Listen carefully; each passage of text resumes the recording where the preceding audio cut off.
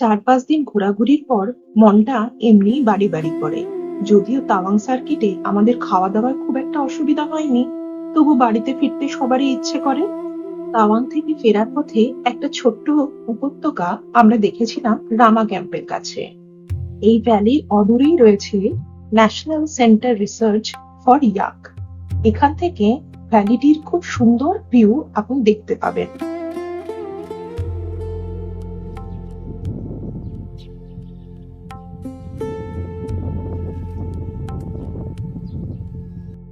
এরপর আমরা এসে পৌঁছেছিলাম sulphur rich hot water spring এ। এর তাপমাত্রা ৩৯ ডিগ্রি সেন্টিগ্রেড হলেও গরমকালে এই তাপমাত্রার পরিবর্তন আপনি খুব একটা অনুভব করতে পারবেন না। দিরাং শহর থেকে ২-৩ কিলোমিটারের মধ্যেই ন্যাশনাল হাইওয়ে কাছাকাছি এটি আপনি দেখতে পাবেন। পাশ দিয়েই বয়ে চলেছে দুরন্ত দিরাং নদী।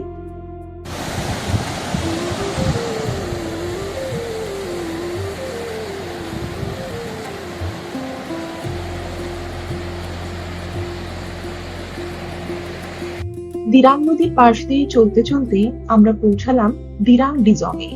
এটি ১৭০০ শতকে তৈরি ডিজং, যেটি ভুটানি কায়দায় তৈরি। এটি প্রধানত প্রশাসনিক কাজে ব্যবহার করা হতো। চারতলা এই ফোর্টটি অরুণাচল ট্যুরিজমের আন্ডারে। এটি তখন মেরামতির কাজ চলছিল বলে পুরোটা দেখিনি, তবে বাইরের থেকে যে কারুকাজ আমরা দেখেছি দরজায়, জানালায় বা এর স্থাপত্যে, সত্যি অবিস্মরণীয়।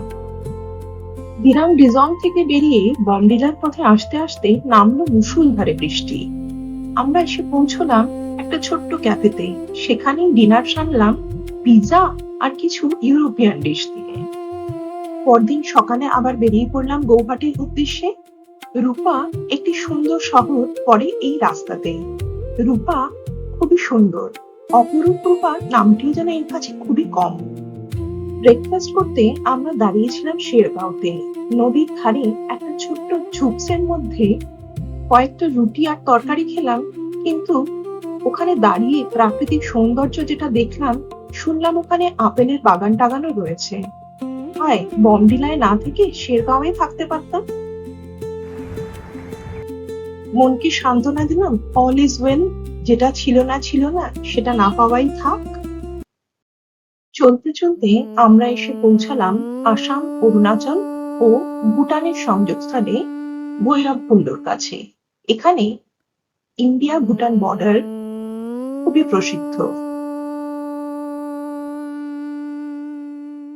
ভৈরবকুণ্ডে ভুটান সীমান্ত পার হয়ে আমরা এসে পৌঁছলাম ভুবনেশ্বরী মন্দিরে।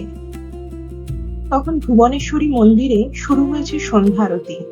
কিছুক্ষণ সন্ধ্যা আরতির সময় দাঁড়িয়ে আমরা নীলাচল পাহাড় থেকে দেখলাম আসামের চলমান দৃশ্য।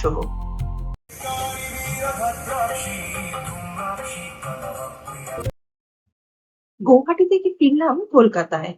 কলকাতা বিমানবন্দর থেকে বিভিন্ন জায়গায় মেট্রো সংযোগ স্থাপন হয়েছে খুব ইদানিংকালে। এটাও কিন্তু ছাড়া যায় না। মনের সুখে এই রাইডটাও এনজয় করলাম।